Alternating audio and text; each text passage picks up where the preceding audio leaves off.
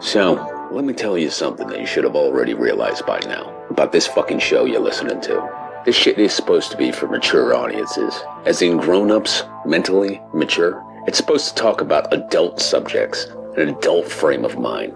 It's not fucking that at all. This is two emotionally regressed, broken half-wits pretending to offer insight on movies. All they really offer you is an endless sexual perversion and a laundry list of personal paraphilia issues. You can make your own choices in life, but you have to choose this as entertainment. You know you're better than this. You have to know you are better than listening to Cinema Psyops.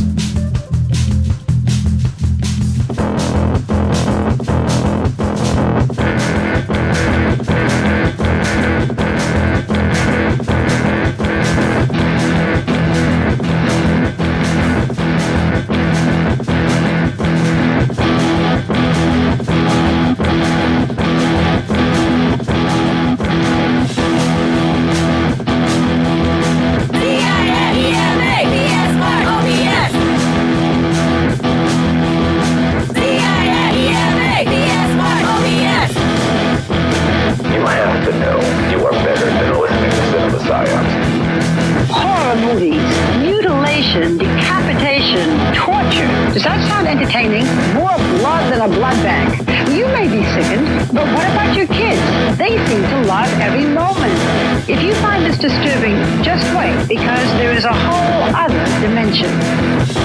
Do you know what your children are watching? Well, parents and psychologists are very concerned. Fair warning, though, there is some graphic violence in this, but we say that for you, not your kids. They've probably already seen it.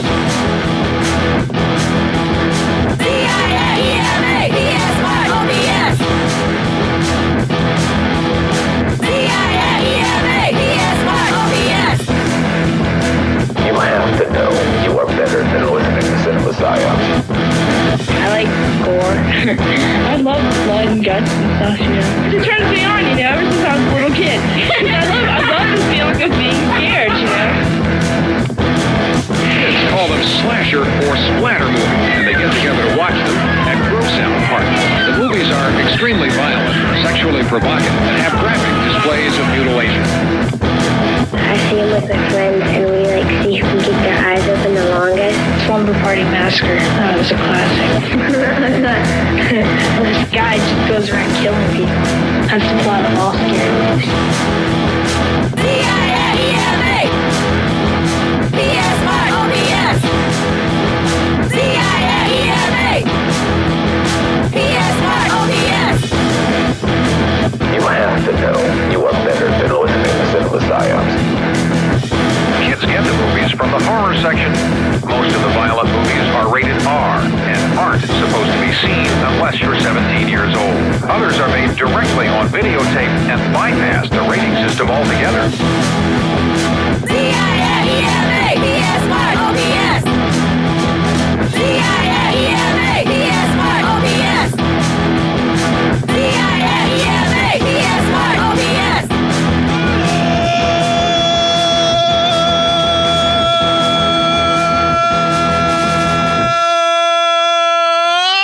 And welcome to the 359th consecutive week of Cinema Psyops. I'm your host, Court, the guy that's really going to try his best to bring his A game to a week that he just doesn't fucking feel like it. And joining me in my misery and also going to do his best to keep it out of the show is my co-host, Matt. I like to think my resting heart rate is slow panic attack. Yeah, man.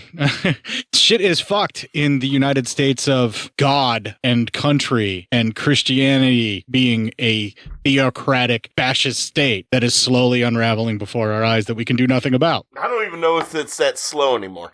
Yeah, well, given what is already happening this week, it's to it right now. It's accelerating. Every single decision they can possibly make on the Supreme Court to take away and strip away anyone's rights that is not a white Christian male, they are going for it. So you're telling me this is what happens when you put a couple rapists and a woman who belongs to a weird Catholic cult onto the Supreme Court? Is that what you're telling me? Because I'm shocked. Shocked. Well, this is the end game for the Republicans. This is the way for them to get their way without having to do anything to actually get their way. They're just going to keep fucking shit up until nobody can pass laws to make up for all of the things that they're undoing. And I don't think that Clarence Thomas really realizes just how far this court is going to unravel things before it's too late and he becomes a dissenting decision on something that is going to affect him. Because I feel like this court is going to unravel all of that, including, Loving versus Virginia, that very much affects his relationship, although he justifies affecting everyone else's relationships around them and their privacy. Oh, no, you don't understand. He'll get grandfathered in because he and his wife tried to help overthrow the fucking government. He should be in jail, and so should his wife for trying to overthrow the government. I really didn't want to get into this, but we do have to fucking address it because, I mean, at some point in time, they're coming for us. They're definitely coming for me. They're gonna, because I'm a fucking atheist, and they're gonna come for me eventually. They'll find you. Yeah, I want to talk about it because it affects a lot of people who I love and care about, mostly. Because, to be 100% honest, none of it directly, as you would say, affects me as a white middle-aged male at all. You know, I'm not included in the Republican Party get-ya mode. But a lot of people who I love and care about are, and really, if you are someone who, even if it doesn't directly affect you like me, and you're still not shocked and appalled and want to just battle this, then that says something about you more than anybody else. Yeah, if you're complacent in this and if you think everything is just going to be fine and we were overreacting in 2016 and we're overreacting now, then you just don't fucking get it. And I'm glad that you can live in your fucking comfortable bubble because they are going to eventually come for something that you like or someone that you love because they don't fit the mold of what it is that they want. And that's exactly what's happening right here. I mean, that's the direction that we're headed. And the Republicans just keep feeding this hate that is present in such a small minority of the country. And then the Democrats do nothing but try to fundraise off it. Like their response is, well, let's just use this to get voted in. Let's not give any Democrat, because, we're shitting on Republicans. Let's not give any Democrats any credit here. They could have codified Roe v. Wade when Obama was in office. They had enough control they could have done it, but they never wanted to because it's the boogeyman that would keep people voting for him. So fuck them too. This is basically what happens. We all get hurt and the representatives keep getting voted into office, keep making laws that benefit them and the people that pay them in campaign contributions. And we get nothing. Yeah, we get nothing. We get shit on. And we get more and more things taken away. Poor. Yeah. So, I mean, it's happening, man. I'm going to be 100% honest. I really wish I'm usually a pretty good optimist. I always have been in my life. But I am at that point. I don't know a way out of this that doesn't include a lot of bad things and maybe too many bad things for not just us in this country, but the world to recover from. And I know that sounds bad and it sounds like, oh my God, maybe he is overreacting. But really looking at it, I just don't know. I don't see a way out of this without it including the end of civility as we know it, which would just be the end. Well, the world is slipping further and further towards the way that things end up happening with the end of a pandemic. This is kind of how it goes. Yeah. I mean, look at the end of the Spanish flu pandemic when that went epidemic. What started shortly after that, Matt? The Spanish flu, that was World War II? Or one. World War One. One. I'm sorry, yeah. One. Yeah, it was like around 1918. Yeah, so we had the Great Depression and then World War One. The Great Depression and then World War One. But here's the thing. We can't survive a World War III. No one can. It's the whole fucking point. Yeah, so why are you so worried about it? I'm more concerned about, seriously, I can't do anything about it, and I'm in a place where I'm going to get completely obliterated whenever the first bomb hits near it. Yeah. So I'm good. Yeah, same. I mean, I think they said, every Russian and Chinese sub all have at least one, every sub have at least one warhead for where we are. So, I mean, we ain't getting out of nothing. Listen, man, I'm just hoping the sirens hit at about 3 a.m. when I'm dead asleep and can't even wake up for nothing because maybe I'm just hammered drunk, and then it just goes away while I'm, dead asleep. I'll be fine with that. What a wonderful place to start the episode. So let's start talking about the actual movie this week. Yeah, man. Which is also a fucking downer. How about this? Let's go on to the happy part of this show. Let's see. What is it today? Checking notes. Ju-on the Grudge. Ah, fuck. All right, so this is definitely a third in the series because it picks up where the other two have left off. It's continuing stories on from the previous films, and watching them all in a row back to back like this is very rewarding and very interesting because I watched them all scattershot. I jumped around in the series when I first saw them because I just whenever they came on cable, I would watch them. I think that there's like Cinemax or Showtime had them where they would cycle through these like late at night, like this and some Takashi Miike films. And that's when I worked for the local cable company, so I had those channels and I could watch a ton of this stuff. So that's like 2001, 2002 when this stuff is coming out is when I was like super obsessed with Japanese horror in general, just because all of this crazy shit was hitting the side of the pond, if you will, in fucking usually dubbed form on late night cable, sometimes with subtitles. Like in this case, this film and The Grudge 2 were definitely on cable quite a bit. I don't think I ever got to see The Curse and the Curse 2 on cable. I think those two films were essentially, I got them on DVD or someone had them on DVD or possibly a bootleg, and I watched it with them. Watched them both. Can I at least just say this real quick? Because now we are talking about the movie. The fuck was the music in this? I don't know. The whole fucking thing. I don't think that's the actual fucking score. I don't think so. I think because I kept getting this voice going, this is edited by whatever. So I think whoever edited it thought, man, I'm going to add some cool music, like hyper music to it, because I think it's boring. When actually all they did was they ruined the suspense of the entire movie. Dude, you watched the Hindi dub. Oh, okay. Your audio was the Hindi dub because there's a Hindi language that's number 1. Yeah. And then the second track was in Japanese. Okay, I should have probably watched then the second track. I watched the first one and it effectively ruined the movie for me. Oh, well, that sucks because it's actually got a lot of tension and the actual sonic buildup of the score and everything is amazing. I'm sorry that happened. I could literally tell. I was like, if it weren't for this fucking I knew this music wasn't original. I'm like, this had to be for the dub. Yeah, okay. I'm like, if it weren't for this music, I bet this would be fucking creepy as hell, but it just wasn't. All right, next time, Matt, double check to see if there's more than one audio track and see what it's listed as. All right. Whenever you bring up your file, okay, that was just sad for me because I was really getting ready to watch. I was really looking forward to this one. And you should go back and watch it with just the Japanese track, just on your own. It will scare the shit out of you, trust me. All right, I think I might have to do that. You're going to definitely have to edit out any snark you might have for that music getting ruined on that, because that's kind of your fault for not making sure you had the right audio track. Well, hold on a second now. There's no reason to get all like that. Go fuck yourself, man. What are you talking about? My fault. You could have checked in with me and I could have been like, my dude, there's 2 audio tracks. Check for the Japanese one. Yeah, but I didn't want to ruin it if this is the way it was so I could bitch about it. Again, that's on you, my dude. All right. Fine. Hold on. We got to take a break for an hour while I redo all my notes. No, we're just going to remove the snark as we go and hope for the best. All right. Well, there you go.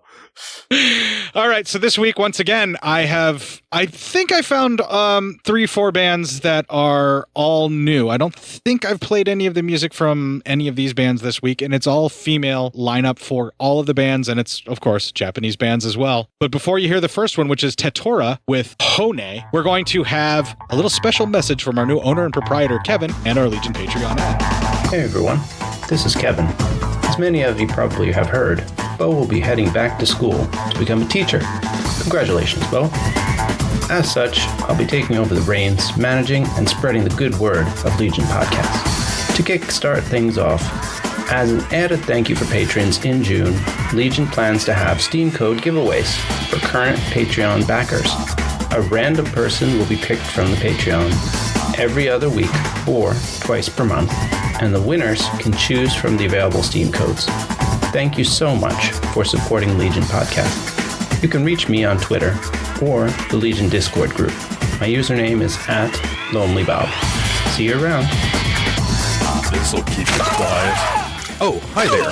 I didn't see you. You caught me cutting a new show. I'm Bo Ransdell, and I'm one of the many creators you can find on Legion Podcasts. I said quiet! My fellow podcasters and I work hard to bring you the best in horror podcasting, but that comes at a cost. Wouldst thou like to live deliciously? Not that, but also yes. No, what I'm getting at is that there are server costs, costs for good microphones and software for editing, all the things that make our shows, fun to listen to. and you can help. If you're enjoying the shows on legionpodcasts.com or in the Legion Network available on iTunes and Stitcher, just about anywhere you can download a podcast, really, you can help us out and get a little something for your trouble at patreon.com/Legion Podcasts. For just $2 a month, you get a pair of movie commentaries exclusive to Patreon, and for $5, you can also join us for a monthly screening of a movie. All of that available on patreon.com/Legion Podcasts. We appreciate it, and thank you for listening. Now, back to the cutting room.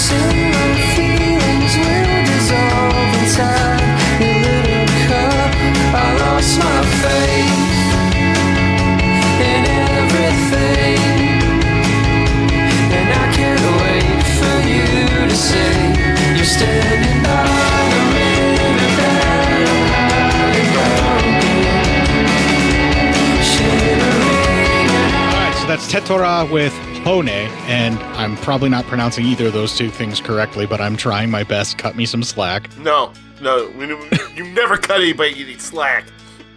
This is precisely why I left Twitter, my dude, is to get some slack.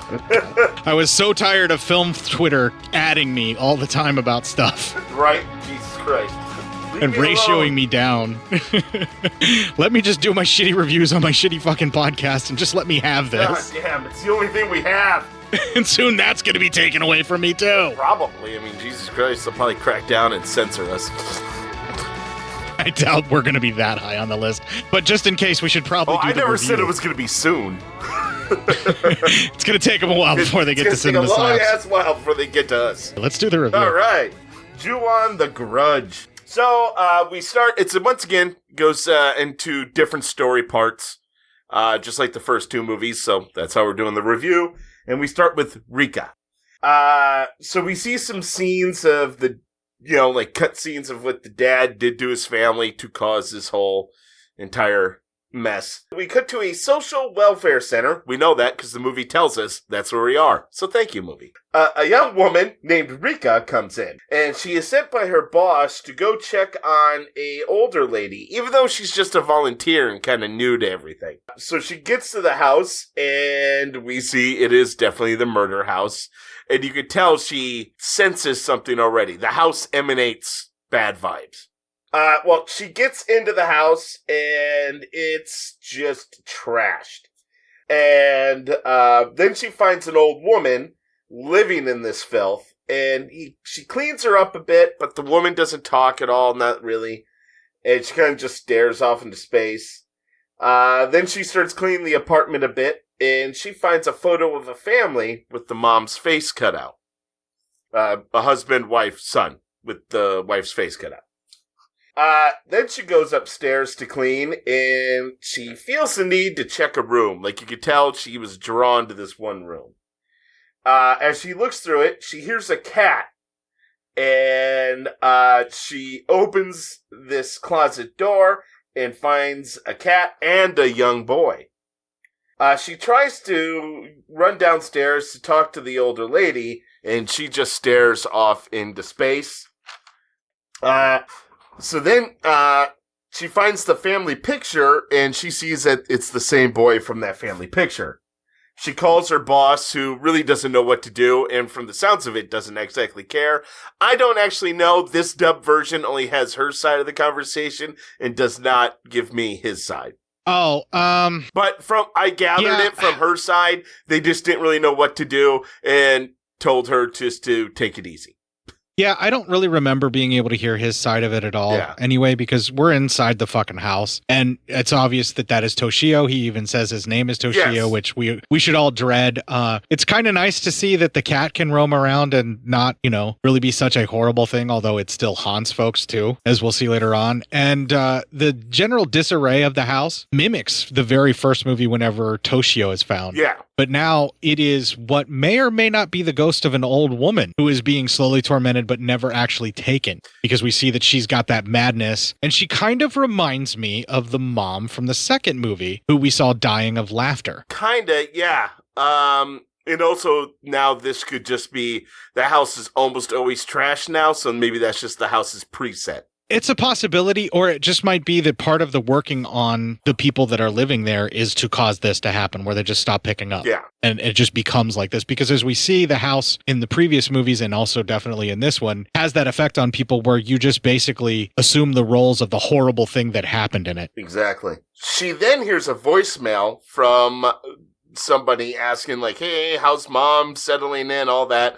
So it's obviously a sibling of an adult who lived there. Then she sees the boy again, and that's when he tells her his name is Toshio. We already kind of knew that, but he tells her, so now we're like, oh, well, this lady's fucked. The old lady, then she goes to check on the old lady, who just keeps saying that I told her. This is what she says, quote, I told her over and over, stop tormenting me. I told her. Yeah, I told her what you told me to say. Yeah. I did what you told me to do. Please stop tormenting me. She's begging. She's essentially just begging. Rika then sees a shadow woman, and we all know that's Kayako. That's her ghost, and the shadow falls over, killing the old woman. And then Rika looks into the ghost's eyes, and she passes out as the boy watches. That's the end of the Rika story. All right, we need to talk about this part of it. Yeah, we need to talk about this sort of black entity that just sort of comes in and sucks all the light out of the room. Yeah, remember when shadows now. Yeah, but I think, remember when I was talking about how the way that this house is affecting, like the negativity and just the horror that happens in the house and the murder that took place that caused this emanation is such a violent end and such a horrific end that it creates this negative balance that can never be redressed. Yeah. Where it becomes almost like this black hole that sucks other souls into it with the depression and the anger and the rage and the obsession and all the stuff involved in this, in all of these deaths. Well, Kayoko's ghost in this is essentially just this negative space that we see seeping into the light and basically sucking the light out of it because it's just solid black. And it's not just black. It looks like they cut out or animated those sections of the film to have no light at all. It feels like that, yeah. Except for where the whites of her eyes are when she's looking, and then it's clearly that it's her faces just painted to make it part of this solid black thing. But when we see this entity later on, it's very much like that, where it's like this black hole in the middle of a video that it appears in, or where when there's a light around that you actually see this spirit or this emanation. And it's sort of like a spirit photography that you end up seeing in some of these instances where this spirit shows up. But it's just another way of utilizing, like, instead of the black hair creeping out and coming for people, now it's like this negative spirit that has the flowing hair as well, but it flows almost like this serpent where it's coming in, and it's literally the effect of the house in a concentrated form just coming to take somebody. Yeah. Well, we all know the house is a cursed house. Right. Well, and that's the interesting thing about this, too, is the curse is not just Kayoko getting revenge. The curse is literally the horrible things that happened are so... Everything that happened here is just so fucking horrific, and everything is just so terrible and so against the natural order of how any kind of response for jealousy or any of those emotional rages should happen, that it has tainted this house to the point that any human being that enters it is going to repeat that saga, or they're going to become part of the roles of that as it continues to play out. And basically, depending upon how much it affects you, is where you're at in the cycle of all of this repeating. Yeah. No, you're... Like, if you live there, if you move in before the cycle starts up anew, and it's just basically like as it starts to go, where things escalate to that level of violence, you got a little time. But if you're, say, investigating the disappearance of the folks that are in the house because they disappeared once they bought the house, it's already in that deep part of the cycle where you're fucked. If you even just step foot in for a little bit, you could be fucking taken. Did you just never know? Yeah. And poor Reika, when she shows up, I'd say she's about like 3/4 of the way there, because not everybody has disappeared in the house just yet. There's just one person left, and we're like basically right at the start where the teacher comes in and starts talking to Toshio. Because we have no fucking clue if that old woman is even dead yet or not. She could be a ghost that they're just using against her to draw her in. Just like Toshio was like appeared like a normal little boy as a ghost, but was super beaten. She looks like a woman who was clearly neglected. We didn't even talk about the number of like soiled bed linens that were hanging out to dry and weren't even really rinsed, that were stuck on the outside there, where it looks kind of like the old woman would have an accident and just hang them there herself and do her best to clean up, even though no one's there to take care of her. And it's been going on for quite a while. That's true. I think that she was alive, but I think that was definitely right there her death. It was almost like, okay, she finally brought someone new into the house that I can infect, so now she can die. It's almost like we always talked about, this curse is much like a disease. It needs another host. So until it can get that, whoever the last host is, it's going to keep it alive. I could see where they would try and bring them in, but it might have just been that old woman was doomed and this was the time. Could be. You know, and it just so happened that Rika was assigned to go in and help, because that was just the scheduling that we see done, because this is out of time once again. We do see where they call for help because they think that maybe the grandmother/mother or whoever that is in this house now is not able to take care of herself and maybe worse off than what they thought, because she's being affected by the house. So like we do see why Rika gets called in, but I mean, either way, she stepped in the house, she's done, and she's just far enough along in the cycle that she's done, you know. And she ran into Toshio, she ran into the cat, she's trying to help this old lady, and then she gets to see her die in front of her, but for some reason she's not taken just yet. And that's the next segment, basically, is right after this. Yeah. So the next segment, it's called Ketsuya. So we're back in the murder house. It's trashed again. It's nighttime.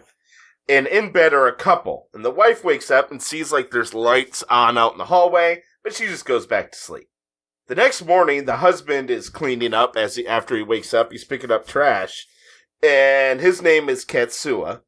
And his wife, Kazumi, she's making breakfast.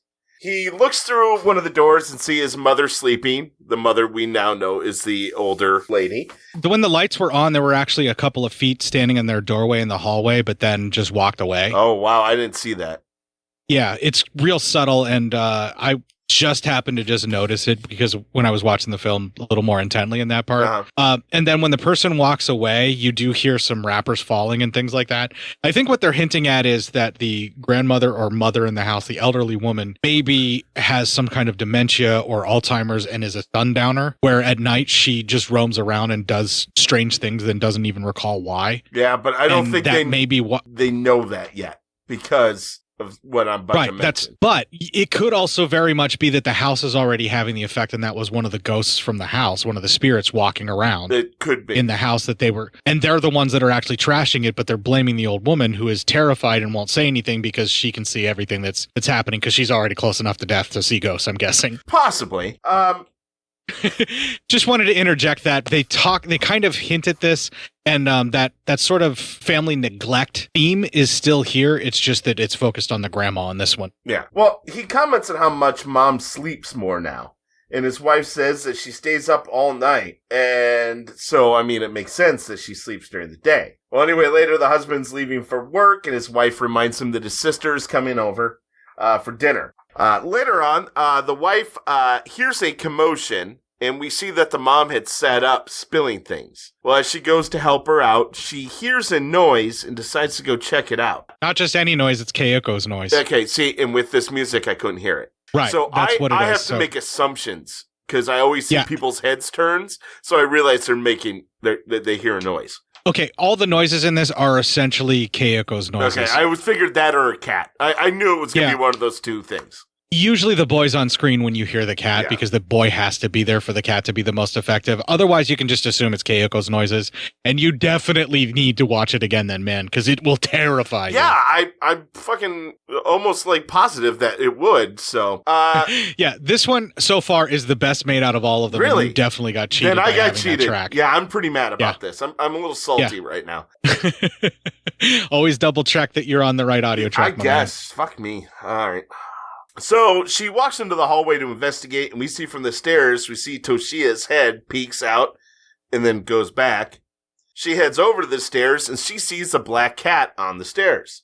As she walks towards the cat, it gets pulled away. So she runs upstairs, and as she gets to just about the top of the stairs, she sees feet running into a room. She walks in, and the cat hisses at her, and she screams. Then we cut to the husband returning home, and it's dark. The house is, no lights are on, and it is trashed again. He sees his mom is sitting up. He goes to check on her, and then he goes upstairs to find his wife, and he finds her on the bed in a state of shock. He goes to call an ambulance, and as he's doing that, we see Toshio walk behind him. He senses something is wrong, and he checks the closets. And then he looks behind him, and Toshio, behind him, he doesn't look, I'm sorry. While he's checking the closets, behind him, Toshio is standing right next to the bedside by his wife. He then turns around, and no one's there. Then he looks around, and then Toshio pops up, makes cat noises. Right when that happens, his wife dies. He then sits down, he's kind of panicking, and then something almost like evil washes over him. I'm assuming it's the father's spirit taking into him, and he gets this kind of evil look on his face. Then we cut to the sister comes over and checks on the mom. After she does that, she unloads some groceries she bought over for dinner. She even talks about how she came to cook for everyone because, their mom's staying with them now and she wants to give them a little bit of a break and say hi to everybody. They just came back, I guess, to be able to take care of mom or something like that. There's a whole bunch of family drama going on in this dialogue that you really don't need to pay attention to because you're like, get out of the house, lady! Yeah, a whole lot of drama for your mama right there. Yeah, the whole time you're just screaming, get out of the house before get the fuck out of there. It's too late. Get out before it's too late. Well, we see as she's doing this, because it kind of cuts, you see her in the kitchen. Upstairs, we see the husband carrying the wife's body into another room. The sister hears something, and she goes up the stairs, and she can feel like a headache. Something's bothering her. She then goes up, and she finds her brother sitting there. He gets up and starts pushing her out, he starts with something normal. He starts with saying oh, she went out. She's out. She's doing something. So tonight's not a good night. My wife's out. And then he starts talking about his wife was, having another man and that the child is not mine is what he kept saying. The child is not mine. And then he pushes her out. He closes the door and we can see this evilness, spirit once again kind of really grabs hold of him. He goes upstairs. He goes into the room where he took his wife's body. And in the window, we see a spirit face there.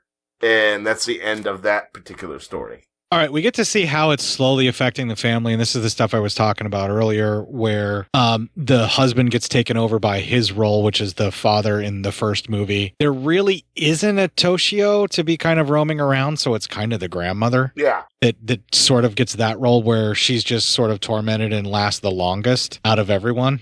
Yeah, right, pretty much. And the wife is pretty much already just pushed over before the husband can even do anything about it. And there's moments where, not only just Toshio, but also there's some couple scenes where you can see Keiko standing at her head and staring at her and shit too right? Sometimes. It's crazy. And it's really well done. And again, I wish you could have heard the sound design because every time somebody's head turns really quickly or anything like that, the sound is on them. It moves around. If you're in headphones, it moves around your head. Oh, that sucks. Yeah, and you can kind of hear it moving around. And the sound design in this, like I said, when they got more money, is really fucking good. Yeah, I'm going to have to rewatch this motherfucker. Yeah, you'll definitely, because I promise you will enjoy it so much more. You can still tell how good it was going to be. Yeah, that's why I'm I knew it wasn't the movie who did this. I knew it was the dub. So it's almost makes even in my notes where I'm salty about the music, I'm not salty about the movie. I was salty about the dub. Yeah. And what's really interesting about this is we always have a better episode turn out whenever somebody gets cheated in some way, shape, or form, and the other one has to cover. Like the file that I ripped for you didn't have all of the nudity that I watched because I had an X-rated version that was apparently on the DVD, but I gave you the Blu-ray to watch or whatever. Yeah, you're a real jerk for that one too. Hey, I didn't know, so it wasn't like it was fucking intentional. Because believe me, I want you to be able to review the filthiest version of everything, because that's how this show works. Right? But anyway, the sound design in this, especially at the part where the wife is being tormented, because he'll go look in a closet because he'll hear a noise over there. Like he'll hear Keiko making the noise. And when he goes into the closet and turns around, you see over his shoulder Keiko standing at his wife's head, and then the boy standing at her feet or sitting on the bed with her while she's staring at her over her head, or something along those lines will end up happening. And then he turns around and nothing's there, but like we can still see them. Yeah. You know what I mean? But like he's not aware of them or whatever it is. And then, Toshio will make his noise and then you'll kind of hear him or see him or something like that. And I love the sequences where the guy's walking around the house and you see Toshio walk behind him just real quick, just in the very back of the frame, and just that kind of happens. And then all of a sudden he's standing there or sitting on the bed with the kid or with the woman. And there's moments like that too, where if you're paying attention where someone else is in the house, you can see the fucking kid just sitting there holding perfectly still somewhere in the background. Jeez, yes, like he's always in the background. That's always so creepy. Yeah, and they do a really good job, and that little kid is so good at fucking just holding still, because when he does finally move and you're like, holy shit, he was there the whole time. Yeah. And that's what makes him super creepy. And so it's at this point in this sequence where we're watching the film, and they right at the fact that they go to cut right there for the next story, I paused the film and I kind of noticed that I've been looking around because I had to watch this in my basement on my computer because I had some issues with my Plex server. It crashed and I couldn't get it fixed in time. Mm-hmm. And so I'm watching it just on my Mac downstairs, and I notice I'm looking through the fucking doorway and I'm seeing stuff and like out of the corner of my eye, and I have a Michael Myers mask sitting up near where I'm at, and I keep looking over at that because it's just this field of white face in my peripheral vision. And dude, I'm just having such a good time with these headphones on, just getting scared shitless by this fucking movie, and I feel so bad for you that you got cheated out of it. Yeah, I know. I'm fucking mad about it now. Yeah, because the sound design is what really fucking sells it. Yeah, in this one, I mean, of course, particularly. it was in all the two previous movies. I'm going to have to double check the file that you have to make sure that I tell you whether or not there's more than one track this time. Yeah, I yeah. should have told you this time. We can move on to the next segment if you want. All right, sorry about that. All right. Hitomi is the next story. We see now that sister, that's her name, Hitomi, we see her making a call at work, leaving the same message that Rika heard. As she leaves work, she senses she's not alone.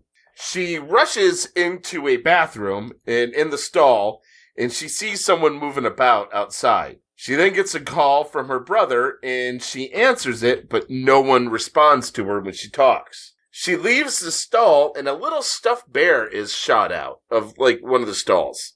And then a mass of black hair comes out, and she runs.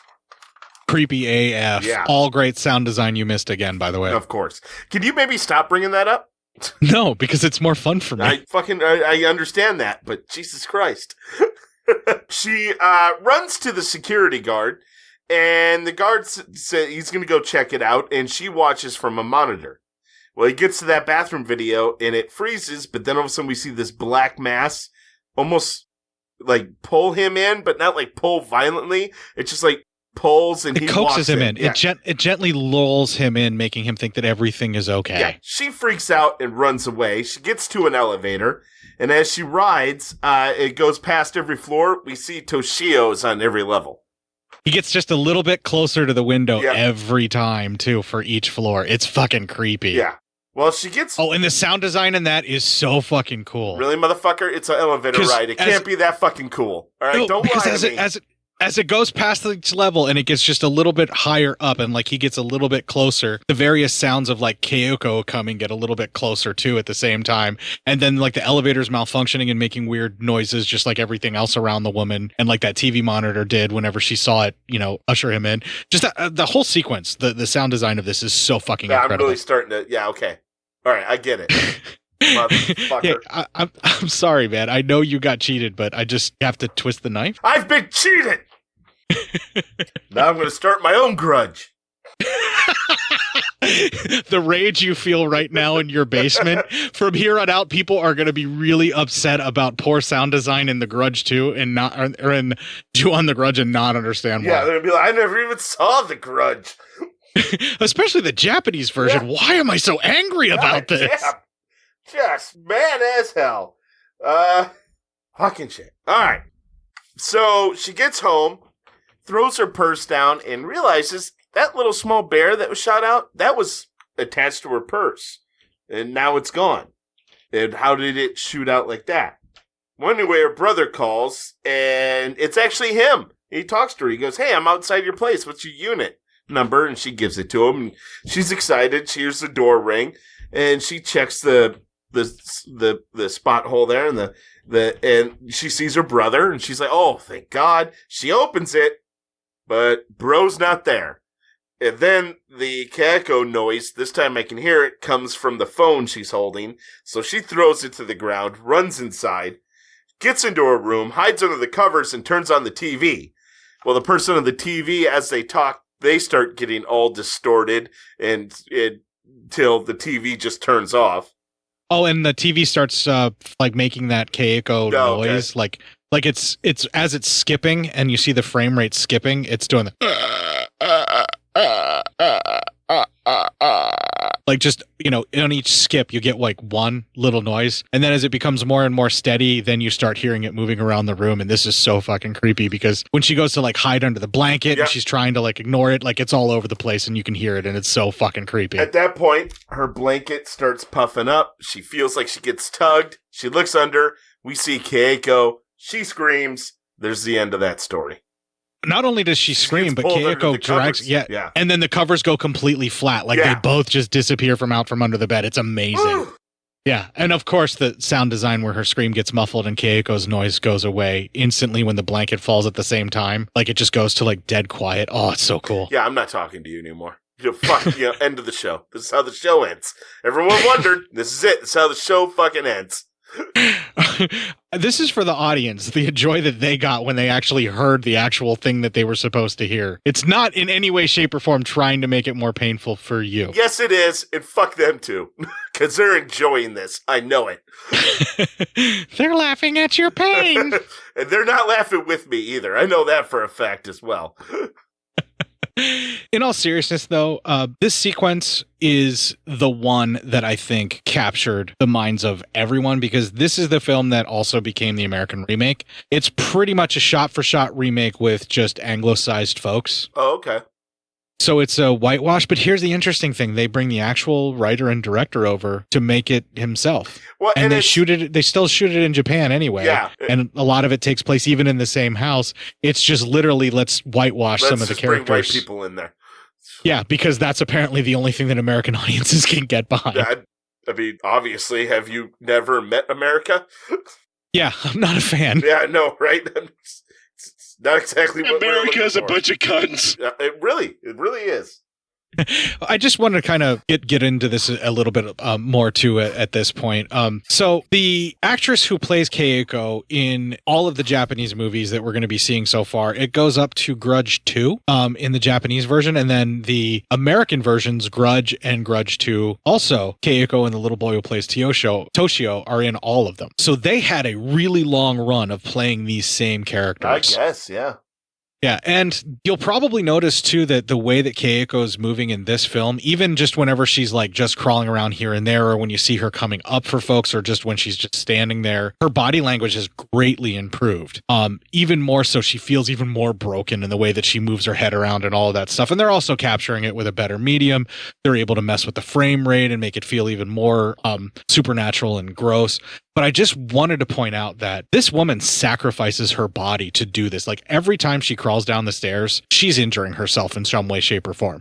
Because she's just flopping her body around on the staircase to simulate what it's like to have this broken body trying to move. Yeah. And she's sacrificing her health and well-being to creep the fuck out of all of us. And it works so well that I just have to applaud her right now, right here for this, because we're 3 movies in. She only gets scarier every single time I see her. And the way she moves is so wrong and so horrifying, and just so draws so much sympathy for you from the same time, because especially whenever they actually do the final reveal of her and it's not just a ghost that comes to collect people, but it's like the her, like the actual spirit of her that's forced to relive this. The look of anguish on her face as she's moving and sadness in her eyes, and just as she's doing this, breaks your fucking heart and terrifies you all at once. And just everything that is this grudge, everything that makes this haunting what it is just played out on that actress when she's coming down the stairs bloodied, you know. And we got to talk about that, because every single time you see her, you're terrified of her and you you feel horrible for her,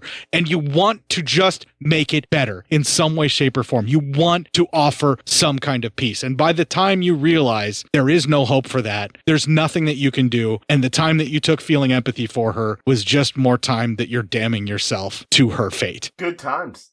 Yeah, it's just such a horrific thought to actually realize that's what's probably going through your mind as you watch her descend the staircase, you know, like that kind of thing. Because you feel terrible for her. Yeah. She looks like she's in so much fucking pain every single time she does it, particularly in this movie when we get to that sequence. But I just gotta give it to this actress because they have to hinge so much of the terror on her and then just the little boy sitting there. Yeah. And somehow they do it, which is probably through the amazing sound design. And those motherfucking goddamn it. That last one was for you. I'm good. Are you good? Good. Yeah, I'm good now. Yeah, I'm good on doing this review. You're doing an amazing job, even though you had upbeat music in place of the actual scary stuff that should have been there. Bastard. Fuck. Toyama. That's the next fucking story. Toyama. Rika's boss heads to the murder house. He finds the dead old lady and Rika in a shocked state. He gets the cops to come down to the house. The cops are investigating and they call the husband's cell phone number and they can hear the phone upstairs. Two detectives, they go up and they hear that it's coming from the attic. As they check out the attic, they find the husband and wife's dead bodies with his phone. We cut to Rika, who's in the hospital, and her friend is visiting, asking, like, what happened? Do you remember? Rika's even kind of like, I don't really know what happened, and she kind of almost has a memory loss. After she leaves, a detective visits and says that they did not find the child, Toshio, that she had seen. Then the detective tells her that the couple actually had no kids, so they don't know what child that could have been. And the picture that she had found was not of that couple, and they are looking into what could have happened there. Later on, the cops discover that, after investigating, that any family that has lived in that house, even before this couple, they are all dead or missing. They also discuss how this man's sister is missing, and they found a dead security guard at her office. They then go over the case, and they discover the case of Kayako. And the husband killing her son, the cat, and he starts reading into it more and seeing that the son's name was Toshio. Then we cut to a man named Toyama.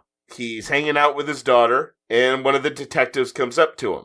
Apparently Toyama was in charge of that case, the Kayako case. When the detective says that, Toyama sends his daughter home, and he tells the detective that he quit the force and to leave him alone. The detective tells him that more people have died in that home, and he's the only investigator left from that case, which means he's the only one left alive. All this time, the daughter's listening from her balcony. Do you remember that guy from movie 2? Because I'm pretty sure he was one of the two detectives that got sworn away. He was the younger one of the two, but just aged up, right? I'm not sure. I think that's who he's supposed to be. I'm not sure.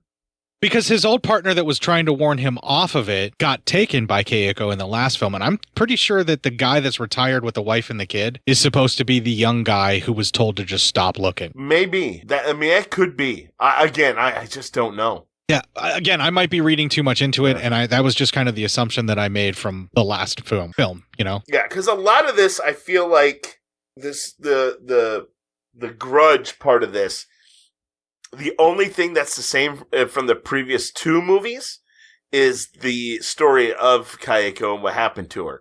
I don't think anything like the teacher or anything else actually happened. No, that all still happened. This is just the next group. This is the next group of family. Yeah. See, because they talk about something else. No, these are the folks that bought the house after the real estate agent died. His sister died. Their family died. And the family that was in it just completely disappeared, because they talk about how the previous family disappeared in this detective when they go to this detective. And the stuff that he's telling them about is he investigated when the other family disappeared. And then it goes all the way back to the original Sake case with him. Okay. You know what I mean? And like he was talked to by other people whenever that other family disappeared. So they do mention it at It's in the dialogue. You just have to like really pay attention to certain parts and like really be looking for it. Get what I'm saying? So it's not necessarily that it's new. It's a continuation, and all the other stuff that happened, including the girls that were chit-chatting at the end of movie 2, is in this film, or they continue on from there. So all of this stuff is the next family that moved in from the movie, from the family that died in movie 2. I got you. All right. So then we cut to the other detective questioning Rika. Confirms the boy in the picture is, she confirms the boy in the picture is the boy she saw. Detective tells her he went missing 5 years ago. Then we cut to a janitor. He's kind of washing up, but he looks underneath the sink and we see Rika's boss's dead body. All crunched up, yeah, well, really fucking creepy. He was supposed to look crunched up, actually, because I thought he was folded in half. He's not. He's actually in the fetal position. He's hiding. That's how he died, hiding in a fetal position, terrified. Fetal position, yeah, underneath that sink. Yeah, I thought he was crunched up. Yeah, he looked crunched up to me. I thought so too, and I actually rewinded it because I wanted to see it again because I thought, wow, that's cool. Yeah. He got folded in half. No, you can see his knees are up to his stomach. He like he crawled underneath there to hide. And he has That's even more terrifying, though. Yeah, it's even more terrifying because he's curled in a fetal position, probably trying to hide. Yeah. Not just because it's under the sink, but in a fetal position because that's what makes you feel the most safe when you're terrified. And that's how he dies, and that's how he's found. That's fucking horrifying. So much better than just being folded in half. Yeah, right? Jesus Christ. As far as a creep factor goes, right? Because you have to live with that thought of how did he die when you find him looking like that, you know? Yeah. Just fucking horrendous.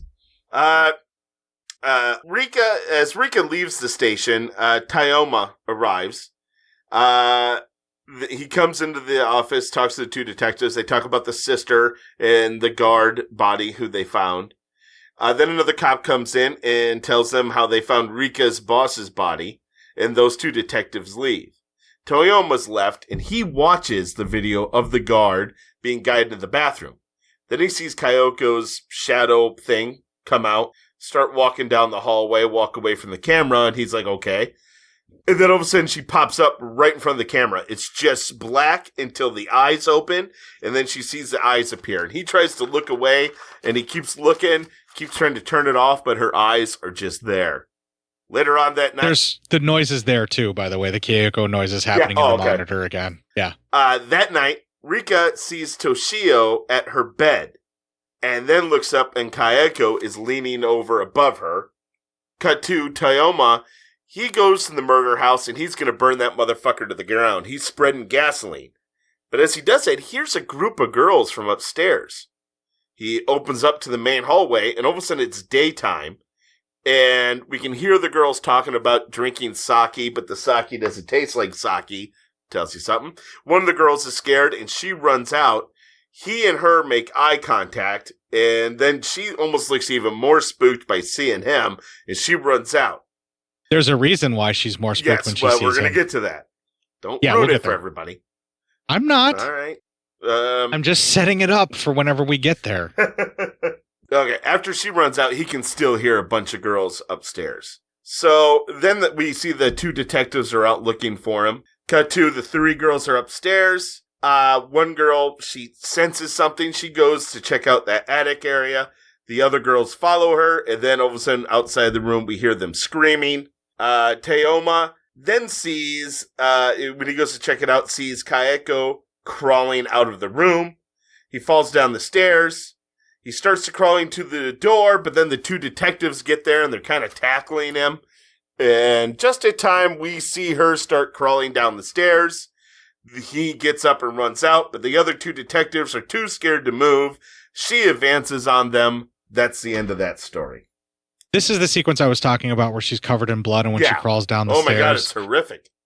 Yeah, they do an even more longer dramatic version of this. This is like just a quick kill where she just gets the most of, bang for her buck. Yeah. Like later on is when they do the really mournful, terrible, like movement that makes you feel even more empathetic for her. And this one is just terrifying. Mm-hmm. Absolutely horrifying, but she still is moving in such a way where you don't necessarily get time to garner sympathy because it's not quite as long and she's not covered in as much blood as she is. It just doesn't take quite as long and she's not covered in as much blood this next time around. around. That's true. Or this time around, it's the next time around. And I don't know if you've noticed, but like as the curse is gaining power and more people are showing up, or just depending upon where we're at in the timeline, she's either more or less bloody. I think if you watch it linearly, the more blood that ends up showing up, it's because it's gone on for more time. Yeah. Possibly, or, maybe it's just the various stages of her death, because he mutilates her body after death, they show in this one. Like, she's already dead, like he strangled her or beat her to death or whatever it is that he did, but he also carves her up because he goes for a razor blade. They show that. Yeah, that's true. And they hint at it in the previous film, but in this one, they just flat out show him like pushing the razor out and then her body's, mutilated later. So what we're seeing at the end of this film is the mutilated version of her corpse coming for people, basically. Yeah. After it's already been destroyed and broken that we've seen earlier. Oof. Yeah, and the progression in this film, as she becomes more bloody, they actually do show that as well. And it just gets more gruesome and more horrific as we go. But this one, where the two cops get taken at the same time and then one just gets out just barely in the nick of time, really kind of an interesting set of deaths. Right? Yeah, the two detectives are going to get murdered while the older guy, he gets out.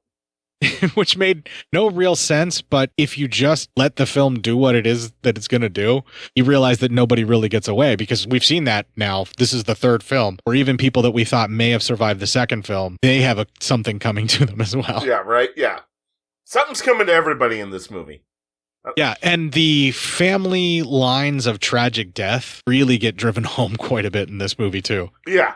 No, I totally agree. The next story is Izumi. Izumi is walking with two of her friends. We see Izumi's one of the girl who ran out of the house. She stops and look at a missing person poster for her three girls who she was with in that house. At school later, the pictures of all the classes are kind of up on the wall, and Izumi sees that none of her are up there, or of her friends who are missing, and kind of depresses her. Later on, she gets home, and we hear a radio report that the body of a person named Rika was found. Then we also see in the house a photo of Toyama in the house. So, let's just go ahead and we'll put it to bed right now. Toyama is the last name, not the man's first name. It was his last name. It's her last name, and that is her father. So, in a sense, and we see the picture of Toyama is of how he looked. In a sense, when they saw each other, because last time we saw him look like that, she was a little girl. They saw each other out of time in that house. Or, essentially, because they're both spirits that are now trapped forever in the same grudge, they came across each other at different periods where they're repeating the cycle of their last day from the grudge. That could also be as well. Yeah, but somehow they ran into one another in time or in the spirit world at different moments.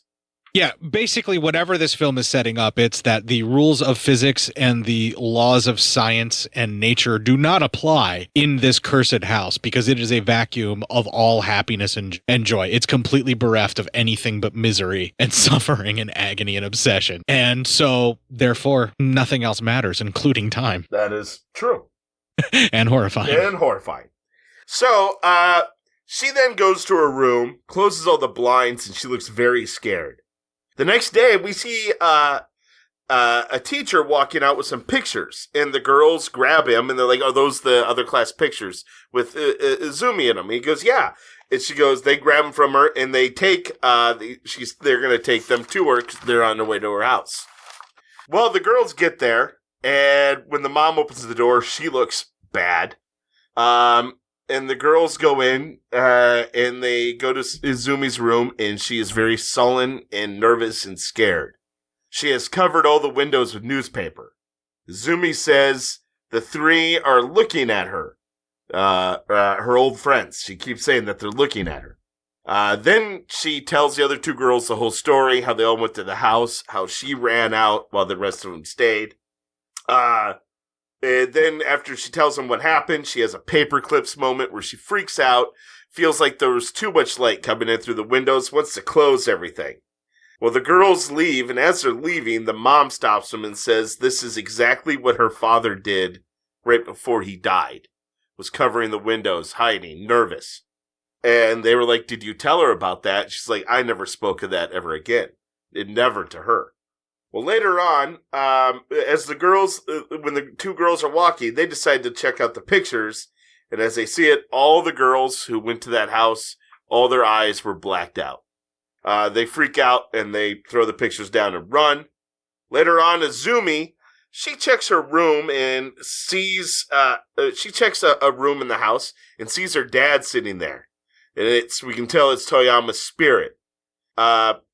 He saw her in the future, she saw him in the past, or just in the spirit realm. He's very mumbly, he's not really doing anything, just kind of stabbling around. And then all of a sudden she wakes up and she's in bed. All of a sudden, then between the spaces of newspaper on the windows, we see her three dead friends' faces. They then, looking very much like Kyoko. Yeah, they enter the house. It's scary as shit. She runs from him. She closes the door. They're banging on the door before they slide it open. That was freaky as shit. They also make slight Kyoko noises or similar Kyoko noises. I actually heard. Yeah. Yeah, it's almost as if we were talking about the Kyoko replication. Yeah. But it's almost like their spirits are doomed to the same fate. So rather than doing what the second film did and making a bunch of different Kyokos, they just basically show these Kyoko like tainted spirits or souls that are going after their friend that survived because, you know, kind of like that whole werewolf attack thing in American Werewolf in London where you see the victims of the werewolf's ghost. Yeah. The ghosts of the werewolf's victims can haunt them. But in this case, it's her friends. She should be gone with her friends, and she's just basically delaying the inevitable. But all it took was her seeing their faces. They finally got through, I guess. Or maybe it was just time. But it's so odd that her friends are the ones that come to take her, not Kyoko. Well, that's a lie, because as they advance on her, she looks up, and there's Kyoko, and she grabs her and drags her away into what is probably purgatory. Or the same horrific fate that everyone else has suffered. I mean, that's kind Kyoko of did. I mean, I'm not meaning like a Christian version of hell, but I would call that even a purgatory in a sense, even for nothing. I mean, it's not a existence you want. So it's into the void of some sort, definitely. And that's the end of that story.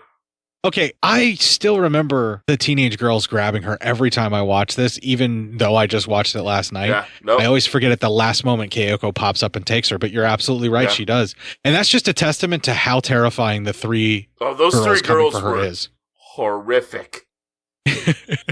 Yeah, and the noise and the sound effects in it, the sound mix in it is really, really good. And then I do remember now that you mentioned it, I think the three noises that they're making solidifies into a Kyoko before we even see her, like one of her throat guttural like breath intakes that she makes. And it's just so well done. Yeah. By the time we get to this point, because this is an hour and 30 some odd minutes. It's hour 32. Yeah. We're now coming up in the last story, probably the last 10 to 20 minutes in the movie. Right. And we're at the point now where we're at the point of no return. Basically, this is the part where you need to shit or get off the pot and you need to start escalating. And the film has been doing that this entire back half of the film. Oh, yeah. It definitely has.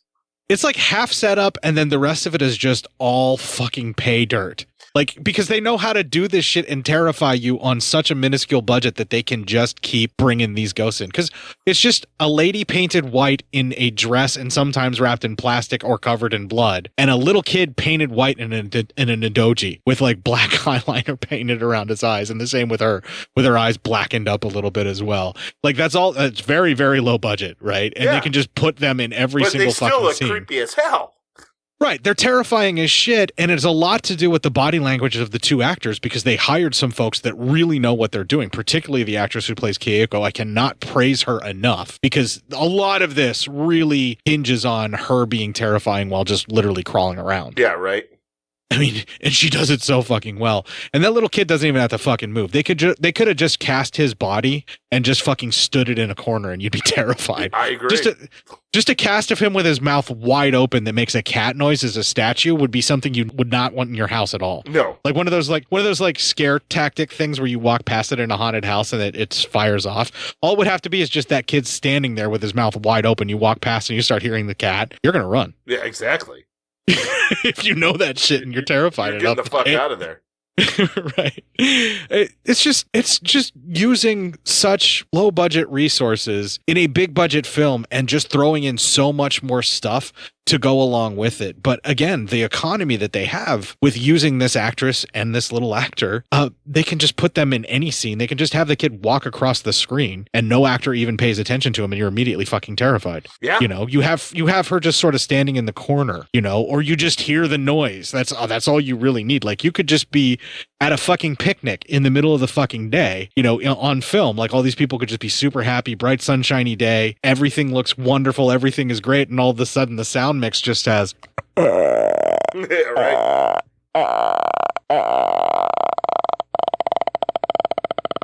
over and over again, and you're fucking terrified. And there's a couple of deaths in this movie that are in the middle of the fucking day, and that happens where you just hear the noise and the next thing you know, they're dead. And it's absolutely horrifying. Yeah, it's horrific. And then there are times where you think you're at night, and then all of a sudden they snap to, and there actually is in the middle of the day. Or is it? Because then they snap to it, it's night fucking again. Yeah, and you don't really know if they're dreaming, if this is just their spirit being pushed through all of these stages of whatever horrific afterlife that they now live, thanks to Keiko's death affecting them as well. Yeah. Or if this is just the curse coming for them and their mind is just trying to wrap their head around what's going on, but they're losing time because they're slowly being eaten away by the house. Yeah. You know, like, and some people, they lose their mind first and they can sort of fight their way out of it by essentially blocking everything out and not looking at anything. And it's worse. You can't go to the house, but also you can't go near anybody who's ever been in the house, or else it can still get you. Right. Especially if you're there whenever they get taken, it's taking you too. Yeah. Like, if you're in proximity enough where, like, if you're in the same room with them, it's going to take you too. Mm-hmm. Yeah. Or it'll find a way to jump across because that person dies, they become that curse. You enter that room that they died in. Chances are you're going to start feeling the effects. Yeah. You know, and everybody's stupid. Eventually, they all go back to the house that took their loved one or their relative and they go to investigate as if they're going to solve the problem or they're going to redress the balance. Yeah. And no one ever does because what happened was so fucking horrific. There is no hope for anyone that went near that house or anyone that went near anyone that went near that house. It's all bad. None of it's good. Literally, all of humanity is eventually doomed because one fucking incel motherfucker could not get over the fact that his wife chose someone else to love and fucking lied to him and manipulated him. And the rage that brought, the obsession that fed that on her side, doomed all of humanity. Yeah. Thanks a lot, everyone. Everyone's doing a bang-up job around here. We can move on, man. Let's close this out. All right. Kayako is the next story. Well, we see Rika. This is many years later, and she seems happy and moved on. She gets a call from a friend, and as she's talking to him, an old man who she's working with behind her is, for some reason, playing peekaboo with someone who isn't there. As she pushes him around because he's in a wheelchair, he's still doing it. And when she brings him back to the building, however, instead of playing peekaboo, he's just covering his face. Back at her place, she showers, and while showering, we see the hand and the back of the head and the hair. She feels it, but then it's gone. Oh, there's a couple of moments in the reflection that you can obviously see Toshio is moving with the guy, and that's who he is. I didn't see that. See, I caught Toshio, and I was even looking for him there, and I didn't see him, so now I'm mad, because I was looking for him every time, because he pops up in so many places. Yeah, there's one or two times. I think the most obvious one is when one of the people that also works at that facility that Reich is working at is trying to play peekaboo with the old man, thinking that they're humoring him. And the old man goes to shoo him away. And when the guy moves, you can see Toshio is like huddled down by by Reika's feet or something along those lines. Yeah, I didn't see that. And I was even looking right then. I was looking. I may have glanced away to write a note or something. So that could have been. And there's a couple moments when she's walking with him when you can kind of see Toshio like out of the corner of your eye when the old man is doing that peekaboo thing as well. Yeah. And it's assumed that he spent too long staring at him, and the reason he's covering his face is because the curse is now passed on to him. I mean, we see that at the very end of this. We know that he's as well cursed. So right, but that's why he's covering his face is all I'm saying. Yeah. So then her friend Mariko and her decide they're going to hang out. Mariko is a new teacher and says she already has a problem student who hasn't showed up to school yet. They're having some lunch, and unfortunately that sounds like a particular problem we've heard before. Almost exactly discussed over a very similar meal, only with a wife instead of a close friend. Exactly, yes. And as they're eating, Riko feels something brush against her leg. We see it's a black cat. She looks under there, and she sees Toshio. Fucking creepy. Yeah, she freaks out real bad. I would too. She goes home. She's very disturbed. She tries to sleep, and she keeps hearing multiple cats, and then she looks up as she's laying in bed, and it's nighttime, and she sees multiple cats all over the place. She shoots up, and we see it's not nighttime, it's daytime still, and she's still fully clothed, which means she just kind of traveled there. Well, either that or this was her recalling something that happened in the night. Possibly. You know? But, I mean, Yeah. she was still in the clothes she went to lunch in. So she may have also dreamt fallen that. asleep She and dreamt it. She dreamt that she was in bed at night. Yeah, but is it really a dream? Or is it her? Yeah. I mean, she was asleep, but is it Kyoko in her mind? Well, she was in one of the rooms in the house. Yeah. At least in the dream, quote unquote, or the world where all the cats were covering her. That was not her apartment. That was in her the house. That was the she woke up in the house. apartment. Yeah, but she woke up clothed and not under a blanket in her apartment in a different bed. Is what I'm getting That's at. true. Well, she gets a call again. It's Mariko just checking on her. Mariko says she's calling from the kid's house who she had to visit the family. The parents aren't home yet. And as she keeps listening to her talk, she knows it's funky. Rika does. She knows where she's at. Then the call goes dead. Then we cut to Mariko, and she's with Toshio at his very trashed murder house. Mariko, in the kids' state, and they're repeating the thing that we saw earlier with the other teacher. So basically, anyone who gets in the position of the original guy who had this fate also gets Toshio and has to go check on him and ends up dying. Yeah, and somehow Toshio gets added to all these class numbers, even though no one enrolls him. Well, he was in that class, and I'm saying that the guy who taught the original teacher from the original film that Kyoko became obsessed with, it's probably that school and that class that Toshio was in with him that teacher is teaching at. She's probably filling his position. Probably, but I mean, that was still 5 years ago. Who's putting his name on the enrollment other than somehow supernaturally it being done? But it's the Grudge that's doing it, is what I'm saying, is that she has to, That's because what I was it's that saying position. too. We're saying the same thing. Right, but what I'm saying is it's that classroom that's cursed. It's that teacher's position that specifically is cursed because Toshio was in that class. Right, yeah, and the teacher was the one that caused the obsession with Kyoko and the whole death thing and everything. Yeah, like, I believe that that's the case, yes. Okay, so we're saying the same fucking thing. We're saying the same fucking thing. Yeah. We are arguing the same fucking point. Right. I just think it's the curse, and I don't think that anything supernaturally put the name on the list. I think the woman was probably just hallucinating the name and had to go check up on it. Maybe. Because she's cursed just because she's in the classroom and in that position. But is it the curse in a very nature supernatural? I would have to say yes, because I don't know any hate that could, I might learn someday that kind of hate, so never mind. Yeah. So anyway, so Mariko then looks around and Toshio's gone, of course. She goes upstairs to find him. Rika gets to the home. She hears lots of noises. She goes upstairs looking for her friend. As she checks the room with, the bad room and the closet, she sees her friend's legs get dragged to the attic. She goes up there to check it out. And then she sees Kyoko crawling out there after her. Just wanted to talk about how great that fucking sound design was, where you could hear the body being dragged back by Kyoko making the same noises, and then it stops whenever the body is left at the proper corner, and then you hear it start to come forward and she's flashing the light around. Movie again. Oh, so fucking creepy. See, the sound design is everything. None of it. The sound design is everything in this attic sequence that is terrifying. This movie was fucking almost, my ears were bleeding watching this fucking thing. I almost want to fucking just rip the fucking Hindi soundtrack out so people can hear what it's like. Do it. Do it. If I had to suffer through that curse, so does everyone else. It has to be fucking Hindi fan subbed or fan dubbed or something. Like, it can't be. This couldn't have been professionally done. At least it was not, because also nothing lined up. Okay, that's so frustrating. Man. You should have double checked with me. Here's the problem: because the last film didn't line up, I just figured that's just how it was. You know what I mean? Like, okay, some of these movies aren't going to give anything good.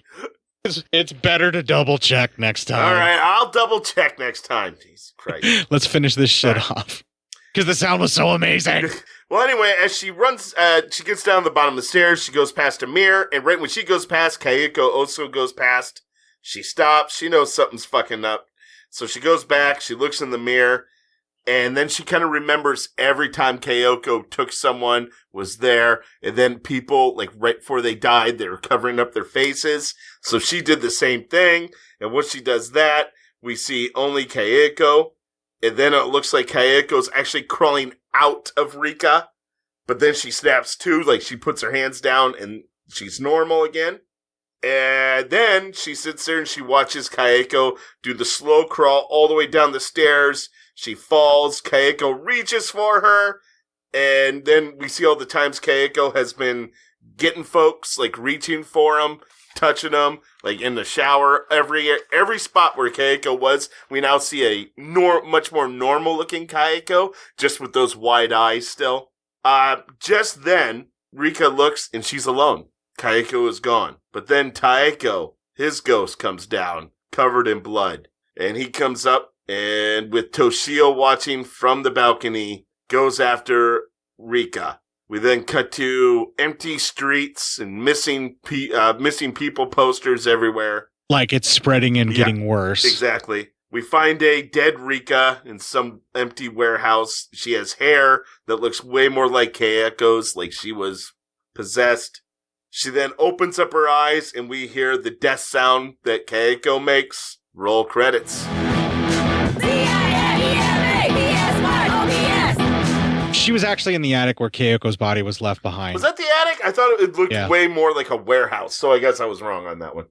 So we see what happens where people disappear when Kayako comes for them. But what ends up happening is the curse of what happened to Kayako when she crawls down the stairs, which again, at the end here, that was where she was the most bloody. This is where they take the most time doing it. Yeah. And this is where it's the most sad and tragic, because this time they're showing us what happens to you when Kayako comes like that and takes you. What ends up happening is she marks you, yes, but then what happened to her is what happens to you. Yeah, you the husband comes down and fucks you up. Yeah, the husband comes down and murders you exactly how Kayako died. And you get to feel and experience everything that she felt and experienced, including her own terror, her own fear, as well as probably the emotions that drove her to be as obsessed as what she was. And as he's exacting the revenge on her body, it's actually your flesh this time. And then when he's done with you, he leaves you exactly where she was, and then your body just disappears forever. Yeah.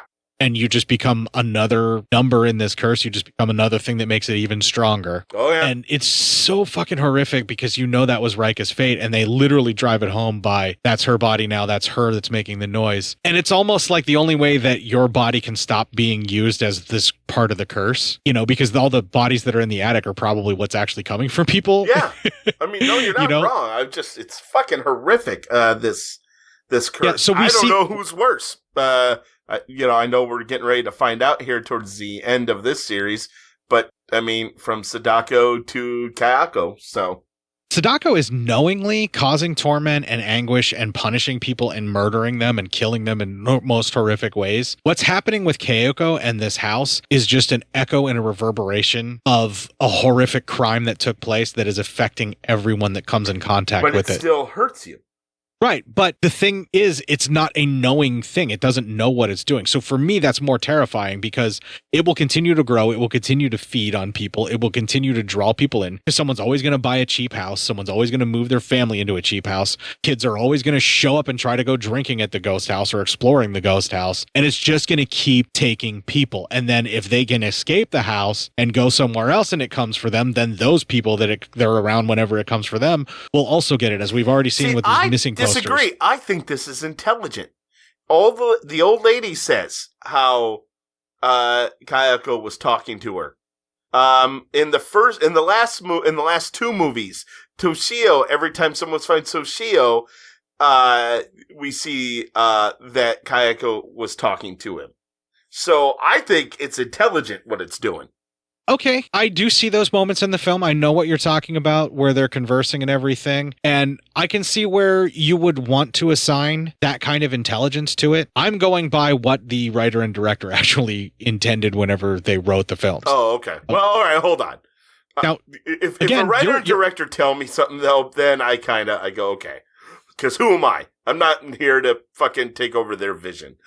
Right. Well, but you are not wrong. And your interpretation of that, or you're seeing that it's an intelligent thing, I would probably say that by the time we get to the teacher's death, in the original film, it's just repeating and it's definitely not intelligent and it's not like hunting people, so to speak. But I don't think it was powerful enough at the time. And I think that may have just been a conversation that the kid and the mom had possibly before the dad came and killed them both. You know what I mean? That it's just repeating it or something like that. There's not really anything to where I would personally want to assign a consciousness that's coming to kill people, at least yet in the series, right? Mm-hmm. Because it just, like, even the people that are transformed into Keikos we see in the second one, they, like you said, they're acting like zombies. They have no purpose. They're just trying to find the next victim, you know? Yeah, I mean, that's true. Maybe it's a little bit of everything. Maybe there's one intelligence, but it can infect others to be a non-intelligent thing that just does. Well, I look at it more along the lines of it's just this growing fucking rage that has no outlet, that is just being transferred from person to person, and however they react to it or however you interpret that, the pattern that is happening is just like a virus vector, and a virus doesn't really have a consciousness. It just has a very specific job that it has to do, which is replicate and kill. Yeah. And that's all this is doing, is just replicating and killing. So I don't know if it has an overarching plan just yet, because it doesn't really seem to really enact one. It stumbles across people, or it stumbles across people that it's taking while it's taking someone, you know? Yeah. One way, shape, or form. Yeah. So far anyway. But I mean, who knows where the series is going to go in the next film? Yeah. You know what I mean? That's true. But the obsession and the rages and the emotions and all of that stuff still has a very human element to it. And so there are human spirits that have died here. And I could kind of see where the friends that died with the girl that got away, I can see where their spirits would come for her because of the grudge they have that she made it out and they didn't. Yeah. And they just basically whittled her down until Keiko could actually come to take her, perhaps. That could be it. And her guilt probably doesn't help either. Right. And anything that you take out of that house with you, that any kind of emotion that might have been there at the time of those deaths, it can take you from making you feel those things. And maybe it was her guilt that they kept pushing on. Who knows? You know, but I don't think it's an intelligent thing. I think it just senses a weakness just like a virus and just fucking goes for it. You know, a virus doesn't intelligently know how to do what it does. It's just written in its fucking RNA code for it to be able to attack and replicate. I guess that's not wrong. Yeah. But again, that's not necessarily saying that that's not an intelligence in and of itself. That's just what it does. Yeah. You know what I mean? Like I don't know if viruses make plans beyond that, but that's a pretty good fucking plan, is to destroy everything and replicate. Yeah. It could be whatever, man. I don't even know anymore. Now I just want it gone. I'm not going into houses anymore. I really love just how easily this series terrifies me. Yeah, like it doesn't even really have to try that fucking hard. Way more than this, the Ring series, definitely. So far, absolutely. We're only 3 into it, and I've already been way more uncomfortable and terrified than I was by Ring 2. Yeah, you know what I mean? Like oh my god, Ring 3 just, you know, yeah. What the hell? Or Ring 0 Birthday and just all the other ones. Yeah, it jumps around and starts telling you the person behind the monster stories while still trying to convince you that they were a monster all along. Yeah. Whereas this is just like, this horrible thing happened and it's coming for you. Yay! Whether you went into the house or not, eventually it will get to you. Yeah. Yay, it's coming for us. Yay. Yeah, and it's absolutely terrifying. Now, the idea of Sadako being after you versus Keiko being after you, I just don't even fucking know. Like that's where I was like, how does a curse fight a curse? Because you're just doubly doomed. Yeah, right. Well, you're just hoping that they come for you at the same time so that they fight over you. Is that? I guess that's what. Maybe. Yeah. I mean, it's almost like, I don't know, like Freddy versus Jason. You just, all right, well, fuck it. Let's get Freddy out, get Jason home, and fuck it. Let's see what happens. It's almost like they didn't plan. They just put 2 monsters together in a location and said, now they're going to fight like they know Kung Fu. Yeah, it was still all right, though. You don't need to do a whole lot of thinking with that movie. Oh, it's certainly not the worst in either franchise either. Yeah, right? No, not at all. At least, what was it in space? I kind of like that one. Really? How about, at least what was it in Manhattan? That's fair. Yeah, that's fair. That's fair. That's fair. Although those would probably be okay in Manhattan. Who knows? Anyway, enough about the Ju-on series. I had a total blast with this particular entry in the film. I think it's really fucking well done. And as I said before, they just keep getting better. They just keep ratcheting up. Now, I can say that through Grudge 2. Okay. Ju-on the Grudge 2, because that's where I stopped in the series and I was not aware of any of the other ones that we're going to be covering. So I can't make any promises and I can't make any statements on those. I just don't fucking know. Well, I guess we'll find the fuck out. Yeah, if Shizumu's involved, I can see where we're going to have a trajectory upwards, but I kind of think he stops at Grudge 2. Okay. I think he goes on and does the films in America and then does for the American audiences and then just kind of starts doing some other things. I don't think he comes back to this series. I didn't double check that. I'm trying not to look too much into those movies before I watch them. Yeah, let's be surprised together. Yeah, I would kind of like to be. So, but I can tell you that it ratchets it up for Grudge 2. All right, let's do it. Absolutely. Why don't we do some PSYOP news just to kind of bring some people up and we'll close out the fucking show. We're going to do some news? I mean, really? In this news cycle, we're going to do some news?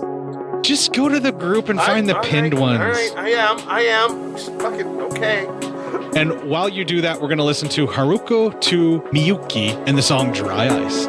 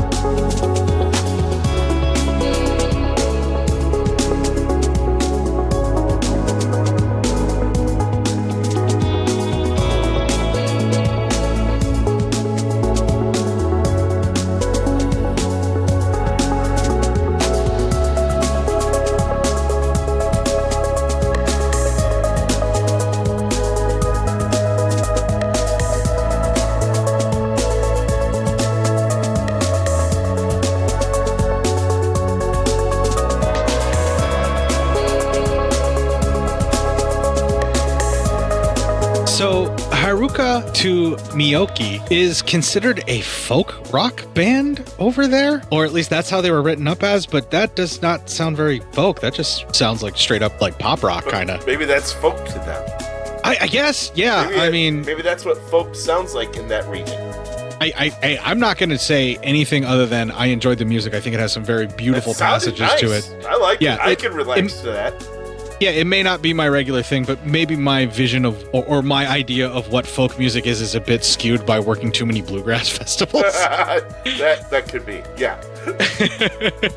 Yeah, I guess it might be more region specific than I thought, just like our PSYOP news.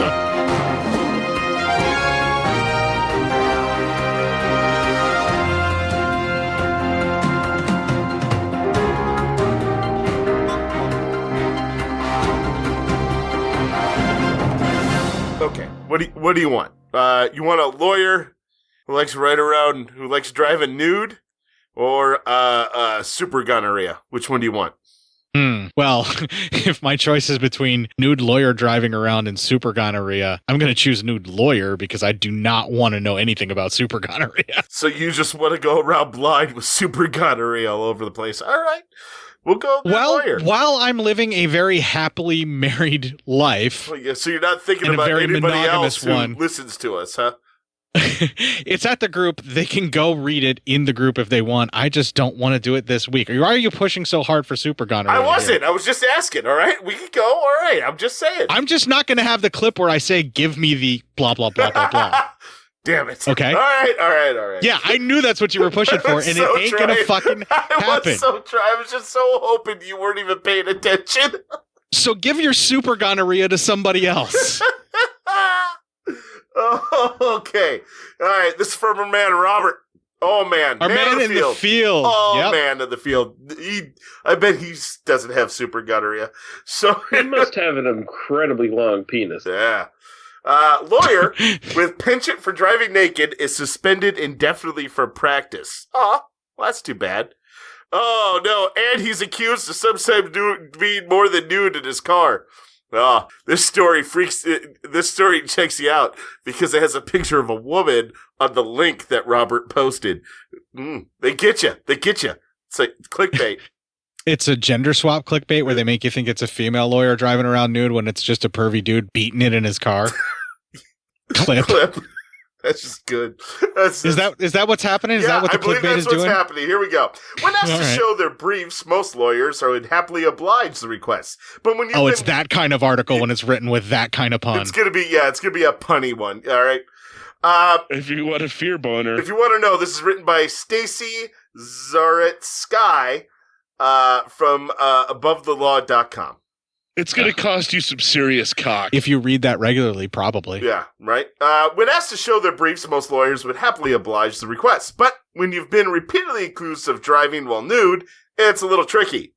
Pulling it just to pull it. Meet Scott Bulvett, a Ohio lawyer who's recently suspended from practicing law indefinitely thanks to his predilection for driving in the buff.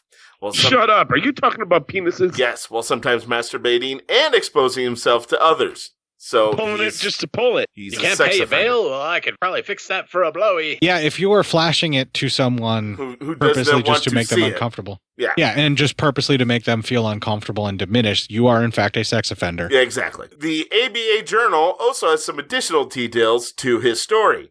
He had been fired or something in 2006 from his job as a prosecutor in Hamilton, Ohio, for allegedly walking around naked after hours in the government building where he worked. And we're back to dicks. According to a 2008 coverage of his bid for civil service protections. In June 2020, Bulvett pleaded guilty to charges of public indecency and reckless operation of a motor vehicle for an arrest for driving while nude in October 2018. It always comes back to dick. Resulting in a stayed suspension. So obviously he's got something wrong with him.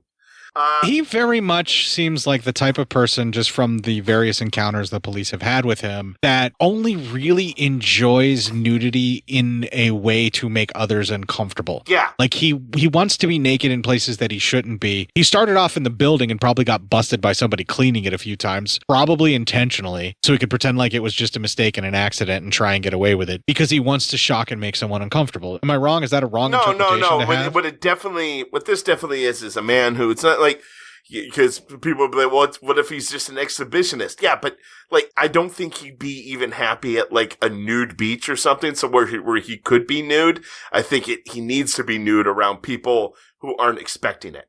Yeah, he needs to shock someone and he needs to make them uncomfortable with his nudity, which makes you a sex offender. Yeah, if you are purposely exposing yourself to people to make them uncomfortable, you are trying to do them harm and therefore sex offender. Yeah, exactly. Yeah. He received all of that clips, by the way. Yeah, right. He received an interim suspension in September 2020, the same month that he was charged with another instance of nude driving. He pleaded guilty or no contest to 3 incidents of public indecency after the first suspension, and he admits other instances in which he didn't get caught. Although Bulvett has expressed sincere remorse for his misconduct and earnestly embraced participation in a 2-year outpatient program for mental health treatment, specifically to address a compulsive sexual behavior disorder, he told the court that he continues to struggle with the urge to engage in acts of public indecency. He also sees a psychiatrist to treat bipolar disorder and stated during his disciplinary hearing that his struggles would likely persist throughout his life while he undergoes treatment. In its opinion, Ohio's Supreme Court came to the following decision. After reviewing the record in this case and our precedent, we agree that the indefinite suspension is the appropriate sanction to protect the public and ensure that Bulvett cannot resume the practice of law until he is able to conform his conduct to the ethical and professional standards incumbent on lawyers in this state. Yeah, don't flash people, dickhead. You can't do that and be a lawyer. Yeah. Also clip. Yeah, right. In order to regain his admission to practice, in addition to satisfying the usual requirements, Bulvett must demonstrate alcohol abstinence and provide proof that he's in compliance with his mental health treatment plan. If and when his admission is reinstated, he'll serve a period of monitored probation. Okay, I will give this guy a chance when he goes to counseling and he's doing the steps, he's trying to make the work, and he's going to do his best to not do it again. But still, what he's doing is a sex offense, and it needs to be dealt with as such. Well, it sounds like it is being dealt with as such, so we're at least lucky in that. It's not just, all right, scamp, you go about your way, you know. I still think he's probably getting off a little bit light, but if they can demonstrate that he definitely has a mental illness that makes this a compulsion, not just he's a perv who wants to fucking harm people, then sure. Yeah, all right. Well, there you go. If a doctor does some diagnosis with the gentleman and that is what they concluded and the courts took their recommendation, then I'm super happy and that's great. Yeah. But what it feels like to me is he's a fucking lawyer and he knew how to weasel his way out of it and they just wanted to quietly hush get him out the door. And so they gave him this option to go away instead of actually punishing him for something more severely. Yeah, probably. Yeah. But if he was an everyday Joe and they gave him the same leeway, I would have no problem with that. But you know me and lawyers. My own lawyers know me and lawyers. Yeah. No, we all hate lawyers. I mean, fuck those guys. Even all your lawyers. Come on. No, I'm rather fond of mine because they've gotten me out of plenty of jams. And how many lawyers is that again? The question is how many jams, which you should be asking. You failed miserably right there. I really did. Yeah. How many jams? Just a few smooth ones. Bastard. The same thing for the answer for my lawyers, by the way. you have a few smooth ones? How many is a few? I don't want to answer. Here's the ending Legion promo, and right after that, we're going to have Potari with Just. If you enjoyed this show, then make sure you check out the other great shows on the Legion Podcast Network, like Cinema Psyops, Cinema Beef, Devour the Podcast, Duncan and Bo Come Correct, Exploding Heads Horror Movie Podcast, Friday the 13th, Get Slayed, The Hellming Power Hour, Hello, This is the Doom Show, Hero Hero Go Show, Kill the Cast, Underwater Kaiju from Outer Space, Jerry Hates Action, Legion After Dark, Mental Health, Obsessive Cinema, Discourse, Pick Six Movies, the podcast by The Cemetery, the podcast on Haunted Hill, the Psychosemantic Podcast, Rick Radio, House of Wax, Dude Looks Like the 80s, Rabbit and Red Radio, the Shadecast, Short Bus Cinema, Two Drink Minimum Commentaries, the VD Clinic, Who Will Survive Horror Podcast, and Witch vs. the Doomsday Clock. With such a wide spread of shows, there is guaranteed to be a niche for you to fall in love with. Horror, politics, movies, books, sex, music, commentaries, health, video games, kaiju, action, news, comedy, and opinions that would most likely get you killed in some parts of the world. We are proud to bring you some of the best podcasting in the world. Check us out at www.legionpodcast.com, iTunes, Spotify, Stitcher, YouTube, and any other dark corner of the internet where podcasts can be found.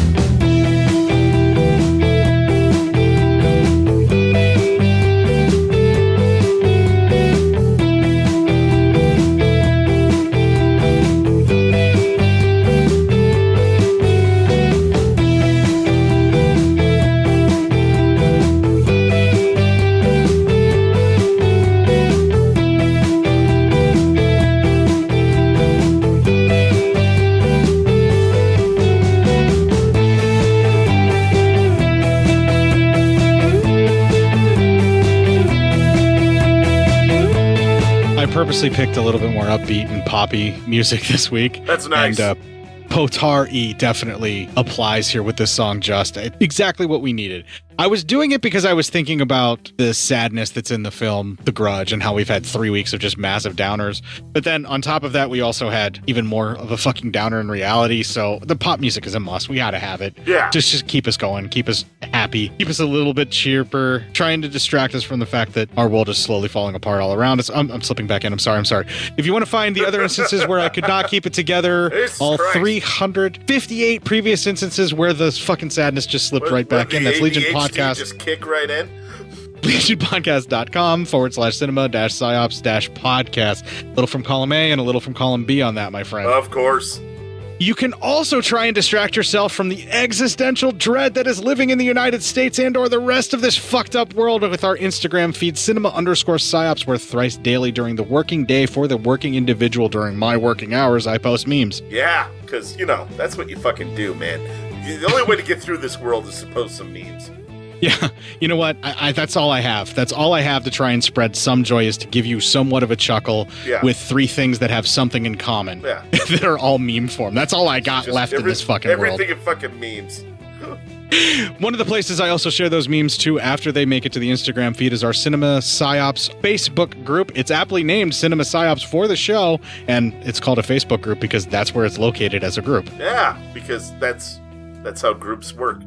For now, until I get destroyed in some way, shape, or form, or, whatever ends up happening, I'm also available on Facebook as Court Psyops, and you can try and write me a dissertation about how I need to calm down and it's not as bad as I think it's going to be, and send that off to cinemasciopscourt@gmail.com, but you should probably look around because it's a lot worse than what you think it is. Yeah, right? Because fuck it. Well, while you're out there taking a look at the world around you and developing ever more growing existential dread, kick the fuck out of those fuckers keeping you down, and this week, and make them your bitch.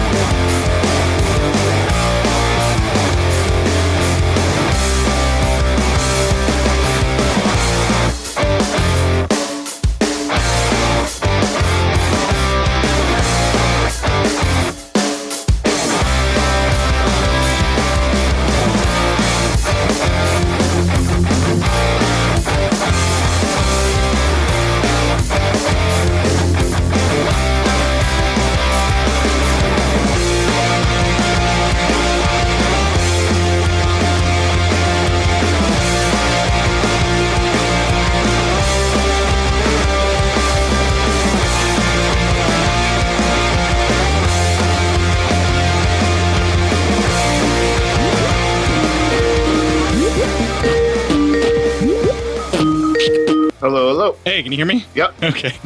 Go ahead and start recording on your side. Alrighty. And hopefully, I am recording Blue Snowball. Here we go. 1, 2, 3.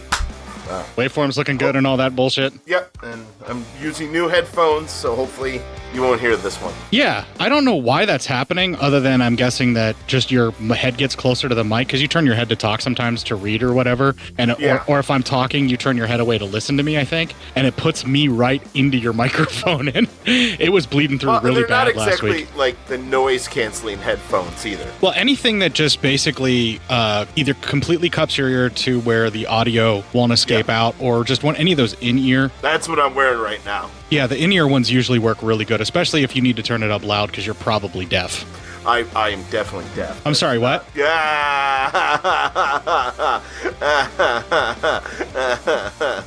That's the end of the show. Awesome. All right, so I'm definitely recording on my side. I see that it has gone past a minute now, so I know for sure that it's recording. Word up! I'm watching the seconds ticking by as I am saying this to you. You're recording on your side, and we're doing Ju-on the Grudge, which is the 3rd movie in the franchise. Yes, in an actual movie. Well, a made-for-cinemas film, yes. Yeah, that's what I meant. I'm sorry. That's fine. No, fuck it. We'll get into it when the showtime. Jesus Christ. Yeah, let's just fucking do it then. Here we go. Fucking let's go. Smoke them if you got them. So, let me tell I'm going to start drinking alcohol soon. Rika's boss heads to the... Soon. All right, you ready? Whenever you are, my man. All right. After I take a refreshing drink of lemonade. Oh, man, I so don't wish that was alcohol at all. I wish that was just lemonade. I like it just the way it is. I'm not a big drinker, you know.